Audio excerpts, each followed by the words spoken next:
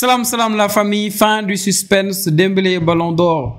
C'est un trophée pour moi qui vient récompenser une saison collectivement incroyable déjà du Paris Saint-Germain, et Dembélé représente, on va dire, toute l'énergie, on va dire toute la collectivité de cette équipe-là, parce qu'on a vu sa saison déjà et on a vu l'année du Paris Saint-Germain. Ils ont même été sacrés aujourd'hui meilleur club de la saison. On a vu une très très belle cérémonie. Yamal est venu avec toute sa famille, Dembélé est venu avec toute sa famille. Il y avait son père, sa mère, son agent, son meilleur ami. Et on a vu aussi les Gyökeres, des Guirassy, des joueurs qui savaient qu'ils n'allaient pas prendre de trophée. Lamine Yamal, Hansi Flick qui s'est déplacé. Ça fait plaisir. Même si le Barça a pris beaucoup de récompenses aussi aujourd'hui. Yamal, trophée Copa. Et trophée Copa, c'est quand même quelque chose. Le trophée Copa récompense le meilleur joueur de moins de 21 ans. Et les votants, c'est les anciens ballons d'or. Donc tous les anciens ballons d'or ont voté. Ils ont donné 3 noms. Le premier va avoir 5 points, le deuxième 4 ou 3 points. Et le dernier 1 point, et c'est Yamal qui l'a pris back to back. Il avait aussi eu la saison dernière et cette saison là aussi, donc c'est vraiment quelque chose, c'est pas rien. Il a encore 3 ans pour le prendre 3 fois peut-être encore, parce que je pense que s'il continue sur ce rythme là, ce sera compliqué de voir un joueur de moins de 21 ans emporter ça, même si cette saison il aura peut-être un peu plus de concurrence que les dernières saisons. Et oui, le Barça aussi, Copa féminin, c'est le Barça. Aussi meilleure joueuse de la saison, c'est le Barça. Le trophée Gerd Müller. Gyökeres, lui, c'est le meilleur joueur masculin, le meilleur buteur de la saison, on va dire, avec 60 et quelques buts marqués. Donc, il y a quoi aussi pour le Barça? Je pense que c'était, oui, le Ballon d'Or féminin aussi est un Bonmati. Bon, même si c'est assez controversé, on dit que d'autres l'auraient mérité. Mais moi, je regarde pas le football féminin. Je sais pas, vous, laissez-moi vos avis si vous pensez qu'elle ne mérite pas. Donc, c'était une belle cérémonie. Et le Paris Saint-Germain, on a vu le trophée Leviachine pour Donnarumma. On a vu aussi quel trophée? Il y avait quoi d'autre encore? Ouais, je pense que c'est tout, hein. Le trophée du meilleur coach, oui, Johan Cruyff, le trophée du meilleur coach avec Luis Enrique qui a laissé un petit message. Au même moment, il était en train de se faire tabasser par Marseille qui a gagné. Et Marseille, je pense que quand on voit le résultat, on voit l'épilogue de tout ça, on comprend pourquoi est-ce que Marseille voulait jouer le classique aujourd'hui. On le comprend. Il y a eu des intempéries, ils ont voulu jouer au lendemain comme stipule le règlement, même si le règlement dit aussi que le match aurait pu se jouer ultérieurement, donc à un autre jour. Mais Marseille, je pense que sportivement, ils ont compris que actuellement, ils sont dans une peut-être bonne forme. On va pas dire qu'ils étaient dans une excellente forme, mais ils sont peut-être dans une bonne forme. Ils ont pas mal de joueurs disponibles. Et Paris, ils ont pas mal de joueurs qui n'étaient pas là. Barcola, Vara, Doué, Dembélé.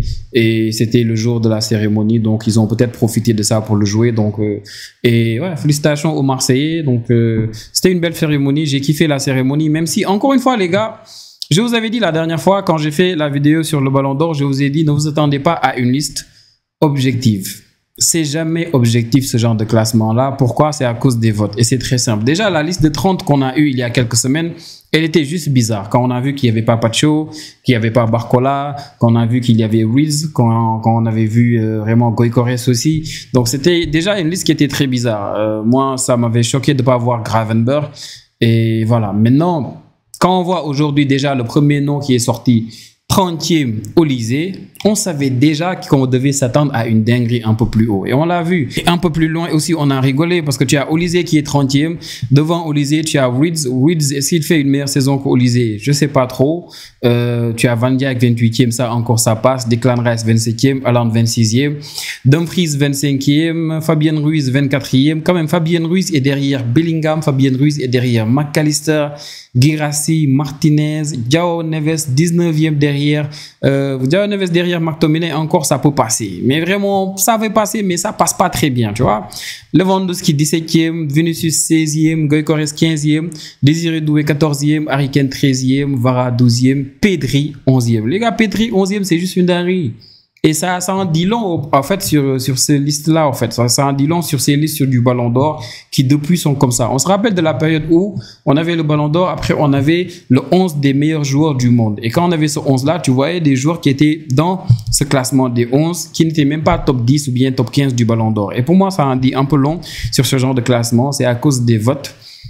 Puisqu'on doit conforter les votes après, tu vas prendre les votes de 100 journalistes. Logiquement, tu auras des classements qui te feront rire et c'est normal d'avoir ça.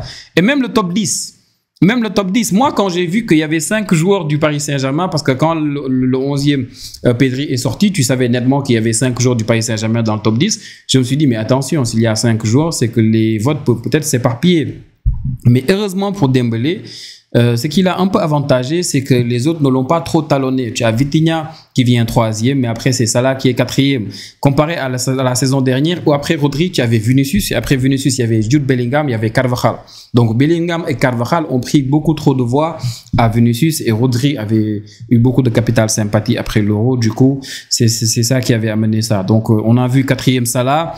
Assez discutable, je trouve, perso. 4e Salah devant Hakimi, Salah devant Rafinha, Salah devant... Ouais, c'est ça. Parce que devant Donnarumma, devant Mendes, même, tu peux comprendre. Et quand tu comprends, c'est vite fait. Mais Salah devant Hakimi et Rafinha, pour moi, c'est quand même quelque chose. C'est vraiment quelque chose. Et même Rafinha, son classement. Rafinha, je le voyais bien 3e ou 4e. Finalement, il est 5e. Bon, c'est les votes, c'est très normal, on n'y peut rien. Mais encore une fois, les gars, c'est mérité. C'est mérité pour Dembélé. Vraiment, il le mérite. Hein. Moi qui est sénégalais, musulman, joueur du Paris Saint-Germain, qui est passé au Barça. Ça fait beaucoup. Et trophée qui lui est donné par Ronaldinho, les gars, qui est passé au Barça comme au Paris Saint-Germain. Donc, c'était une belle cérémonie. Et France Football, les gars, j'espère vraiment que vous allez continuer à garder ce suspense-là jusqu'au bout. C'est normal et c'est ça qu'on mérite d'avoir chaque année. Si on a les ligues avant, ça sert à rien. Et ça m'a fait plaisir de voir que même Fabrizio Romano, il savait pas. Il ne savait pas du tout. Tous ceux qui parlaient, c'est des gens qui spéculaient. Même ceux qui ont parlé il y a 1 heure, 2 heures, 3 heures, ça spéculait. Personne ne savait. Quand on a dit que Yamal avait 20 membres de sa famille, les gens disaient, ouais, si tu déplaces ta famille, c'est que toi aussi tu sais. Mais Dembélé aussi est venu avec sa mère, son père, son meilleur ami, son agent. Et j'aime ça, en fait. Voir que c'est des joueurs qui viennent pas juste parce qu'ils savent qu'ils sont sacrés, mais parce qu'ils viennent pour l'expérience, au fait. Yamal, est-ce que vous vous rendez compte? Il est 2e au Ballon d'Or, les gars. Yamal, la saison dernière, il était 8e au Ballon d'Or pour sa première saison complète. Première saison complète en pro. 2e saison avec le Barça. Et 3e saison complète, il est 2e. De 8e à 2e. Il y a beaucoup de joueurs. Dembélé, c'est sa première fois dans cette liste-là. Et vous vous rendez compte, il rentre dans cette liste des 30. Il n'a jamais été. Hop, il est Ballon d'Or. Ça, juste, c'est une dinguerie pour Dembélé. Mais pour Yamal aussi, 18 ans. 18 ans, à 17 ans, tu es 8e du Ballon d'Or. À 18 ans, tu es 2e du Ballon d'Or. Pour moi, avec ça, tu amènes non seulement toute ta famille, mais ton quartier. Tout ton quartier doit venir et doit venir profiter de la fête, doit venir vraiment profiter du moment, parce que pour moi, c'est pas des choses qui sont normales. C'est pas normal à 18 ans d'être 2e du Ballon d'Or. La preuve, personne ne l'a fait avant lui. Double vainqueur du trophée Copa back-to-back. C'est juste pas normal. Et Dembélé, 11 d'or, Ballon d'Or, peut-être le meilleur joueur de l'UEFA aussi, peut-être qu'il va le prendre. Hein. Il a été, on l'a vu, meilleur joueur de la Ligue des Champions. Même si meilleur joueur de la Ligue des Champions, Dembélé, je pense que quand même, on n'en parle pas assez au fait. Je sais pas au fait comment ça s'est passé crème comme ça. Et il y a beaucoup de classements qui font pas sens. Le 11 de la Ligue des Champions, vous l'aviez vu, on a eu Désiré Doué. Désiré Doué, avant la finale de la Ligue des Champions, il n'y a personne qui aurait juré qu'on allait le voir dans ce 11-là de la Ligue des Champions. Personne. Et Désiré Doué, grâce à sa finale, il est dans le 11 de la Ligue des Champions. Et dans ce 11-là, il n'y a pas de chose. C'est juste fou, les classements. Tout le temps, c'est des classements qui sont juste bizarres. Maintenant, dites-moi si vous n'êtes pas d'accord. Parce que pour moi, il n'y a pas de logique à avoir Dembélé meilleur joueur de la Ligue des Champions. Moi, pour moi, la campagne de Rafinha en Ligue des Champions, c'est définitivement lui le meilleur joueur de la Ligue des Champions. Si Rafinha a été éliminé en quart de finale, 8e de finale, j'allais un peu comprendre. Mais Rafinha, il fait pas les barrages, le nombre de buts qu'il te met, le nombre de passes décisives, il égale des saisons monstrueuses de CR7. Donc les gars, pour moi, c'est quand même quelque chose. Félicitations à Dembélé, à tous les Parisiens qui le méritent vraiment. Même si bon, Dembélé est sacré, ils perdent le classique aujourd'hui, ça c'est pas grave. Hein. Ils ont toujours 3 points de plus que les Marseillais au classement, donc ça passe. Sinon, dites-moi vous. Si ce que vous avez pensé du Ballon d'Or, si vous pensez que le classement là, les 30 là, ça reflète réellement la saison. Bon, pas le top 2. Le top 2, on est d'accord, on est tous d'accord. Mais le reste, quoi. Et le top 3, on est d'accord. Vitinha 3e aussi, on est d'accord. Mais est-ce que vous êtes d'accord avec Salah 4e, Rafinha 5e, 6e Hakimi, Mbappé qui est dans le top 10? Est-ce que ça vous choque ou pas? Parce que moi, ça me choque.